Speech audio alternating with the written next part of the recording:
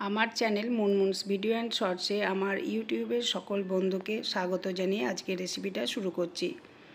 আজকের রেসিপিটা বাঙালি অত্যন্ত প্রিয় একটা রেসিপি, দই সর্ষে কাতলা রেসিপিটা শুরু করবার আগে প্রথমেই মশলাটা তৈরি করে নেব। আমি দেখো সর্ষেটা আগেই বেটে নিয়েছি। এর সাথে 1 চামচ পোস্ত মেশালাম, 2 চামচ টক দই দিয়েছি, অল্প নুন, 3টে কাঁচা লঙ্কা আর সামান্য একটু কাশ্মীরি লঙ্কা গুঁড়ো দিয়ে একসাথে সব কিছু পেস্ট করে নিলাম। মাছটাকে আমি নুন, হলুদ, সামান্য একটু সর্ষের তেল আর কাশ্মীরি লঙ্কা গুঁড়ো দিয়ে মাখিয়ে নিয়েছিলাম। 10 মিনিট রেস্টে রাখার পরে মাছটাকে ভেজে নিচ্ছি। মাছটাকে খুব ভালো করে ভেজে নিতে হবে।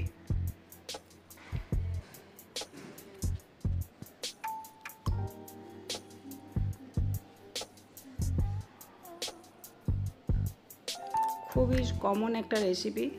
আমি যেভাবে বানালাম দই সর্ষে কাতলা, তোমরাও বাড়িতে এইভাবে একবার চেষ্টা করবে এবং কমেন্টে লিখো রেসিপিটা কেমন হয়েছে।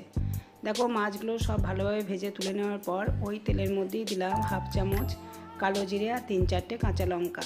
কয়েক সেকেন্ড ভেজে নেওয়ার পর আমি অল্প একটু হলুদ আর কাশ্মীরি লঙ্কা গুঁড়ো দিয়ে 10 সেকেন্ড ভেজে নিলাম। এরপর যে মশলাটা করে রেখেছিলাম সেই মশলাটা জলের সাথে মিশিয়ে নিয়ে ছেঁকে দিতে হবে, নাহলে সর্ষে খোসাগুলো থাকলে তেতো ভাবটা আসবে, সেই জন্য ছেঁকে নেওয়া দরকার। সামান্য নুন আর মিষ্টিও দিয়ে দিলাম এই পর্যায়ে। এরপরে ঝোলটা যখন ফুটে যাবে সেই সময় মাছটাকে দিয়ে 4 থেকে 5 মিনিট মতো ফুটিয়ে নেব।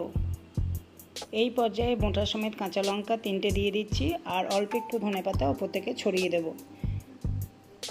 দেখতে ভালো লাগার জন্য সব শেষে 3 থেকে 4 চামচ সর্ষের তেল দিয়ে দিতে পারো, কিন্তু আমি এখানে তেল দিচ্ছি না। তেল দিলে যে খেতে ভালো হবে এমন কিছু না, দেখতে ভালো লাগার জন্য সর্ষের তেলটা দেওয়া দরকার, কিন্তু যেহেতু আমরা অত তেল খাই না সেই জন্য তেলটা আমি এখানে দিইনি। যদি আজকের রেসিপিটা তোমাদের পছন্দ হয় অবশ্যই ভিডিও শেষে একটা লাইক দিও, আর নতুন কোনো বন্ধু আমার চ্যানেলে এলে চ্যানেলটিকে অবশ্যই সাবস্ক্রাইব করে দেওয়ার জন্য অনুরোধ করব।